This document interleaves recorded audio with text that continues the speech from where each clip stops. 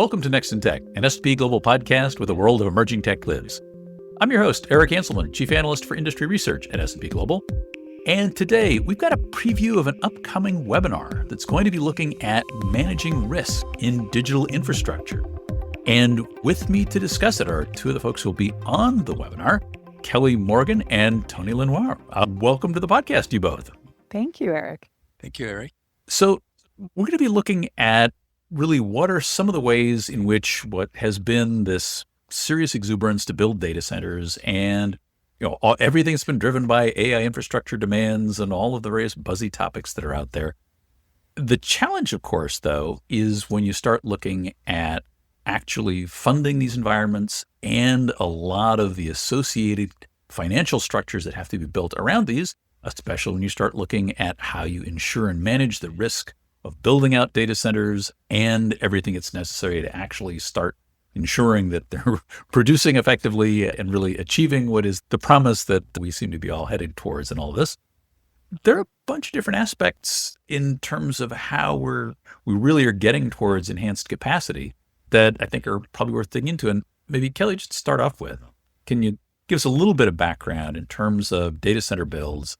I think there's this idea that all you have to do is find enough land and you simply stand it up and fill it with GPUs and bang, you've got AI. But it's a little more complicated than that. Right. If only that were true. Yes, a lot of people would be very excited to just build these data centers as easily as they used to. So there are a lot more challenges. And when it comes to risks, one of the things we've been discussing with people in the industry are the greater number of risks now in getting the data center up and running.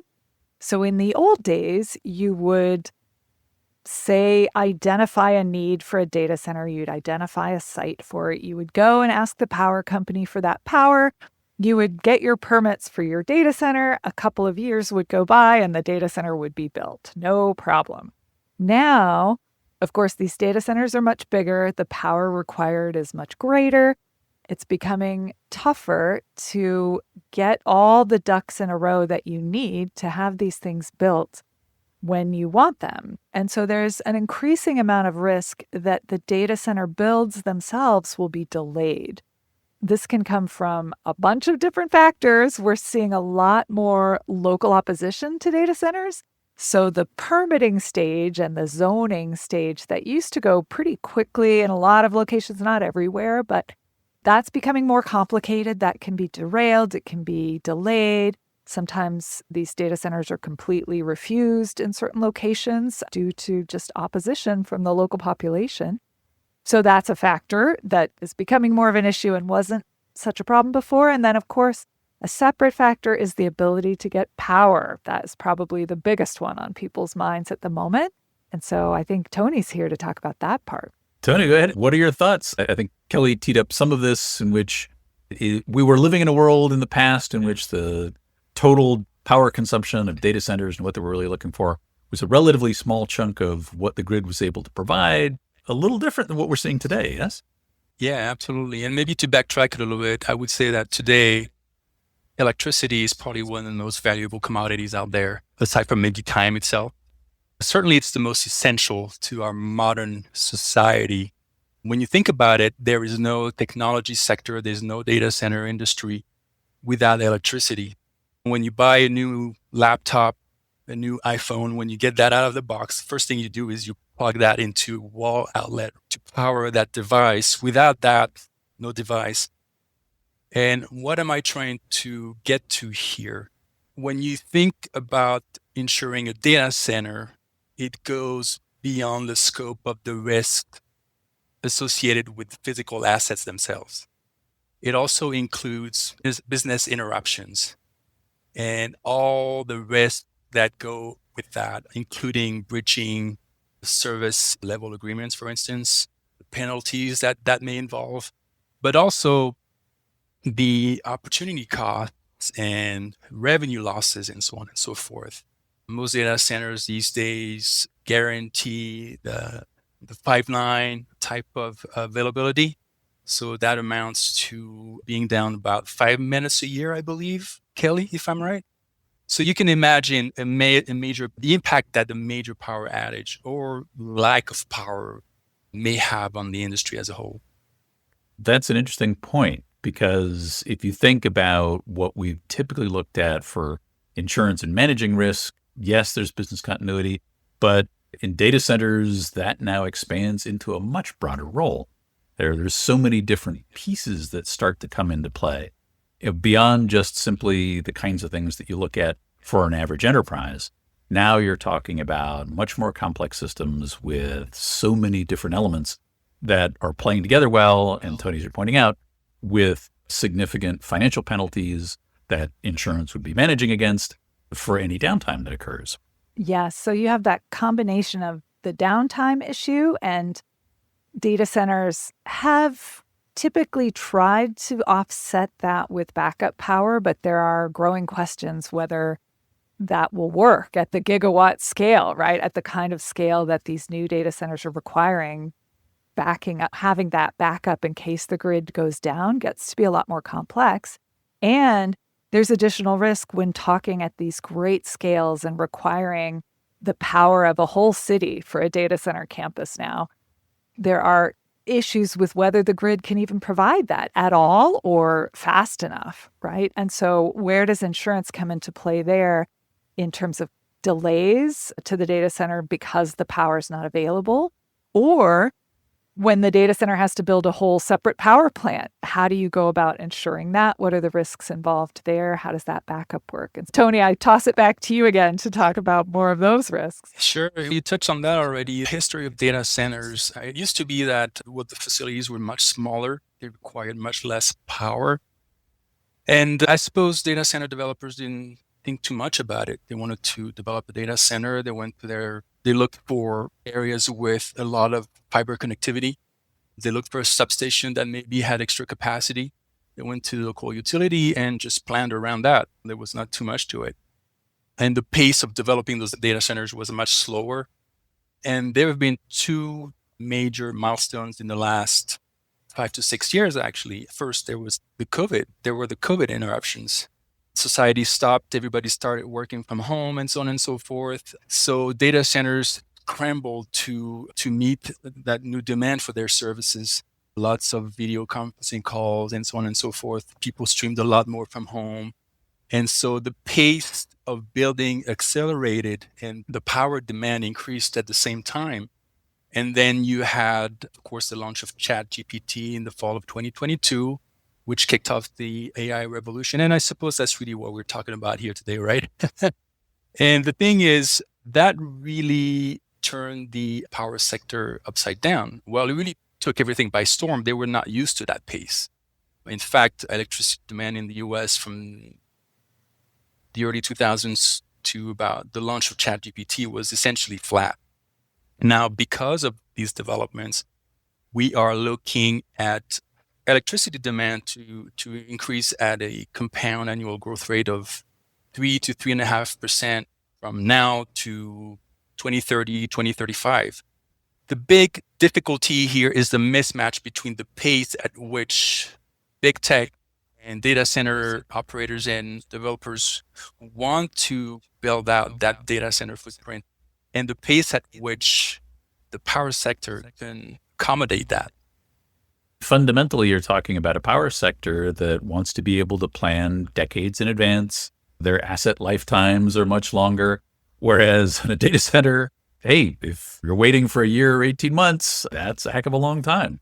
You got working capital that you're trying to go put in the ground and bolt up to the rest of the internet. That's a challenge.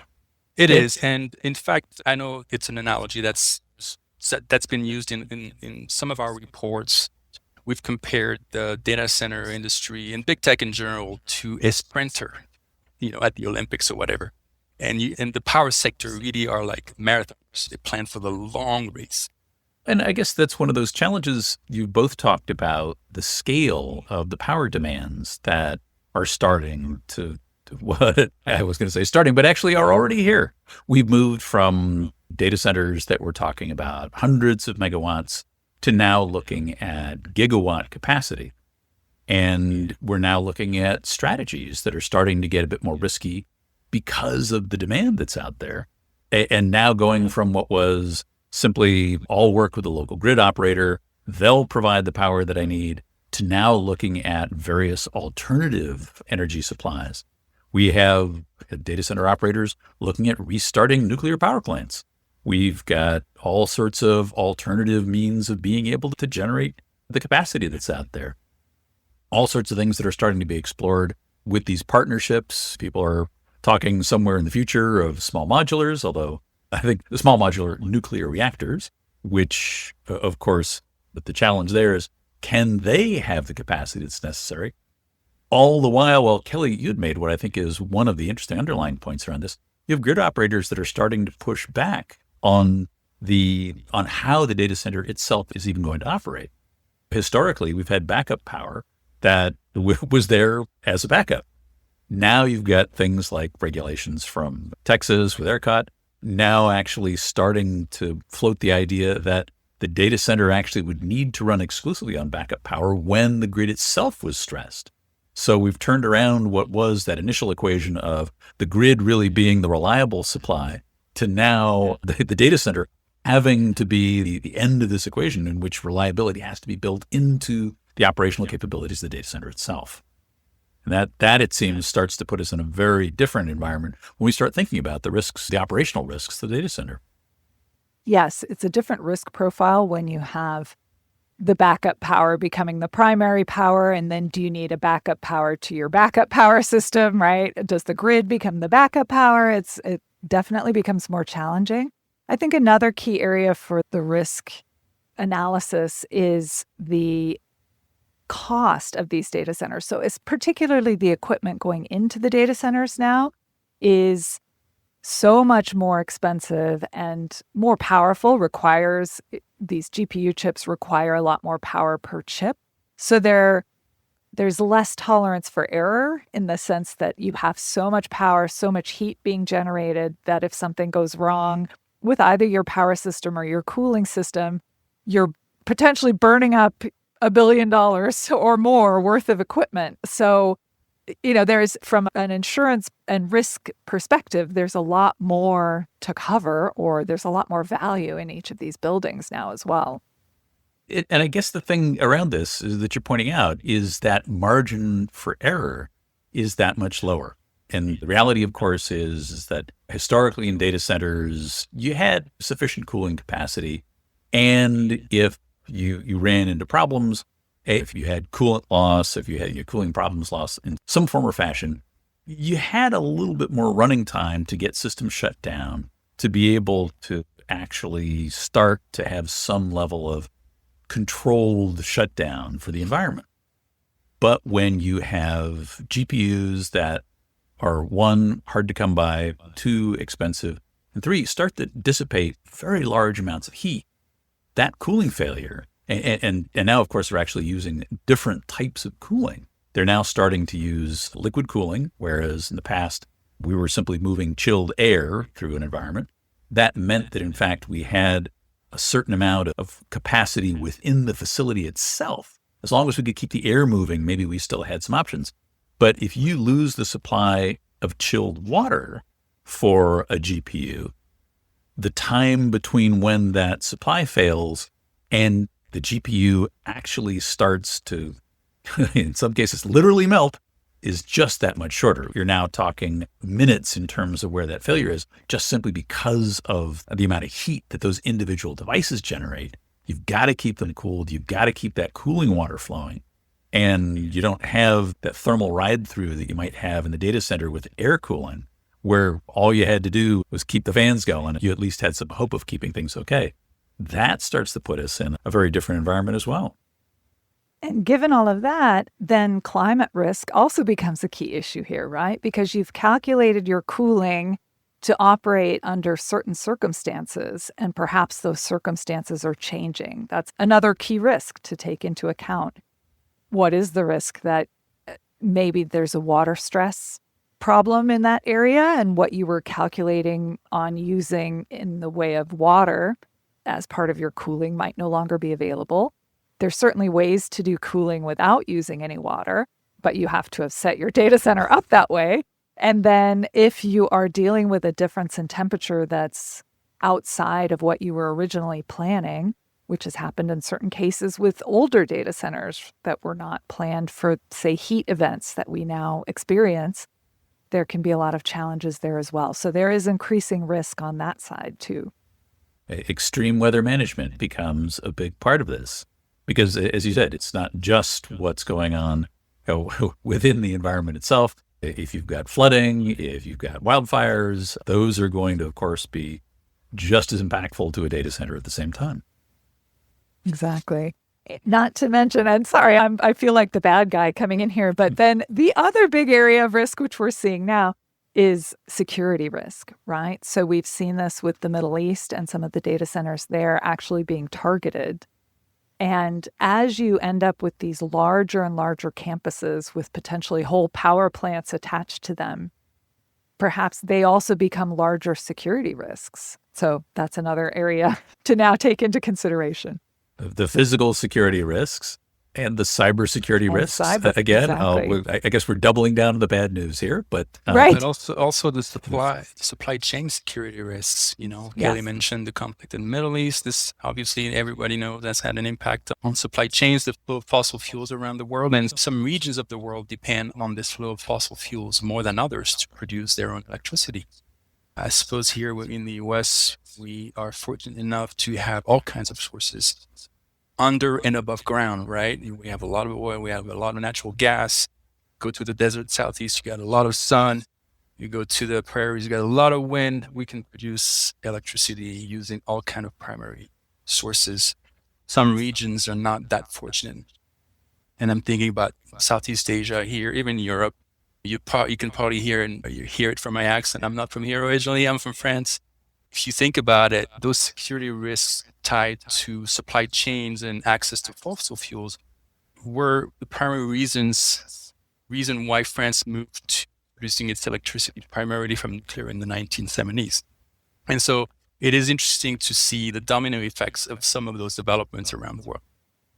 And that's an important point too. The backup power for, I'd say 95% of the data centers out there is based on diesel generators, right? So they could be impacted by diesel shortages too. A lot of them have been converting to biodiesel, but even the backup power runs using some of these supply chain constrained systems, I guess. Well, and biodiesel also is constrained because we've got limitations on the feedstock to go create it. Exactly. We haven't yet worked out some of those details. Certainly, at least in North America and Europe, that's a particular challenge.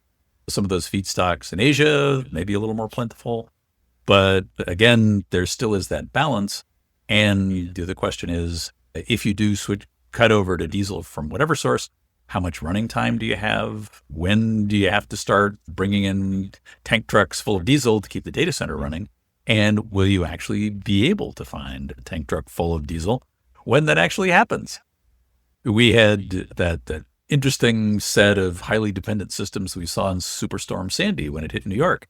We had data centers that had alternative supplies of fuel, but needed electric power to run the pumps to get the fuel up to the generators to be able to actually run. Well, once again, a lot of different dependencies in terms of where this fits.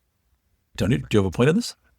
I was just going to say, to get back to something that Kelly was saying, I wanted to get back to maybe the different data center profiles. Some of them are more at risk than others, obviously, right? When it comes to energy, one of the many ways that the stakeholders have adopted to address the discrepancy in pace is to allow data centers to connect to the grid faster if they agree to some demand response programs, basically curtailing their workloads during periods of stress. So obviously, when you have the type of workload that is batchable in here, I'm thinking about cryptocurrency mining, you can maybe plan your runs around identified periods of grid stress. For some data centers, it's not possible, right? Of course, AI training technically is batchable, right? Correct me if I'm wrong, Kelly. But there are maybe more risks associated with disruptions there as well. And in fact, probably more costly because an AI training run cannot be checkpointed. meaning if it stops, you have to start all over again. So that entails many costs. There's the cost of the initial run, there's the cost of the rerun, and there might be the opportunity costs associated with delaying your model or versions of your model and falling behind in the race to achieve AI competitiveness. Because as you guys know, we are very much in a race to achieve AI dominance. It is very much the sprint that you were describing before. We've got our track shoes on and we're trying to get this thing going as fast as possible. The point that you're making, though, about being able to get to data center environments that are more flexible in their power consumption has been one of those things that, I don't know, I describe it as maybe a holy grail that we've thought about for ages, because historically data centers have been set up for very high availability.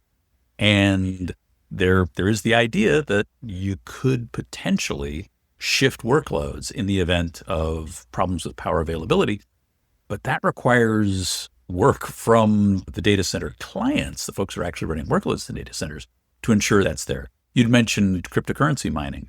That's a really interesting thing because we do have a world in which cryptocurrency mining can actually take advantage of energy in lots of different places. I was driving through gas fields a month and a half ago, and at every so often at one of these major junctions in natural gas lines, there'd be this great big huge barn with a set of turbines in the back, and that were there for crypto mining. Because cryptocurrency mining, you can turn on, you can turn off. Tony, as you were saying, it is something that you can stop and restart without penalty. And AI is not like that. As you were saying, if you've got a training run, stopping that in the middle has a whole bunch of costs associated with that. And maybe there are SLA penalties if, in fact, you can't complete the run. That hasn't typically been the way in which a lot of the providers are handling it to date, but it is one more concern in terms of being able to ensure that you actually have the kind of availability you need. And we're still a ways from having data centers and computing environments that you can easily migrate to wherever power or availability happens to be for the computational work. But who knows, a future that maybe we get towards, but we'll see where that goes. Exactly. Yeah. I'm curious in terms of managing some of these risks. We've talked a little bit about some of the front end of these. Do you have thoughts about what you can do to actually mitigate some of these risks and maybe manage it? In some cases, these are hard problems to solve. They are. I think so far we've seen supply chain risk on the data center side being managed by trying to order a lot of the equipment in bulk ahead of demand, for example. So a lot of the ways that you mitigate risk are actually influenced by scale. So we may end up seeing this impact the industry in terms of who the top providers are. The ones that survive and do well may be the ones that have the scale to offset some of these risks, both supply chain, but also a lot of these other types of risk. So we'll see how this falls out, I guess. And Tony, on the power side, what do we have options? Kelly already alluded to the trend towards on-site generation. And that is definitely something that is picking up a momentum. Ultimately, I think the data center operators, developers want a connection to the grid because despite everything we've said, it's been a very resilient system. It really is a marvel when you think about it. But since it's been difficult to get interconnection to the grid because of what we've discussed, they're turning to on-site generation and primarily gas-fired power generation. And so that in and of itself, I must say also battery energy storage. So when you think about gas-fired power and battery energy storage, so gas, lithium ion. So in terms of insurance, you think fire, right? So those are additional risk factors I suppose to take into consideration for insurers. But yeah, so those are some of the workarounds that are being quickly adopted at the moment. Of course, there's the return toward nuclear energy. Nuclear energy was passé for almost a couple of decades. People wanted to move away from that. Even, I alluded to the fact that I'm originally from France earlier. Even France was moving away from nuclear energy. And they're doing a complete 180 at the moment, saying, oh, wait a minute. Now we need all of this power. And on top of that, we'd like this power to be carbon-free if possible. So nuclear energy, when it comes to that, it really is the ideal fit for data centers. It's high density energy. When you think about it, with one nuclear plant, you can, with the average size of the nuclear plant delivering about 1 gigawatt of capacity, you can power about 1 million average homes here in the US. You can power a large data center campus. And for data center company, for instance, striking a power purchase agreement with this kind of power plant, it's great because you can secure all of your power needs through one deal instead of multiple PPAs with renewable power plants, solar and wind power plants. So really, nuclear offers many advantages. And of course, at the moment, we have the rise of many small modular reactor startups, including X Energy that went public in a very successful IPO about a week ago. So but I suppose when you talk about nuclear, you pull on one thread, everything, many other threads unravel. And so we start talking about nuclear and insurance risks and so on and so forth. So then you get into the issues of waste disposal and so on and so forth. So additional considerations for insurers here. As you said, you pull on one string and it pulls you out one side and back over to the other. So many different pieces around this. I guess we'll save any further discussion for the webinar itself, but this has been great. Thank you both for giving us a little preview into some of the thoughts around this, and I will point our listeners to the webinar coming up soon. Thank you, Eric. Thank you, Eric. Thank you, Kelly. Thanks, Tony. And that is it for this episode of Next in Tech. Thanks to our audience for staying with us, and thanks to our production team, including Sophie Carr, Farhan Mediation, and Kira Smith of the marketing events teams. If you like this episode, please subscribe or like us. I hope you'll join us next time, because there is always something next in tech.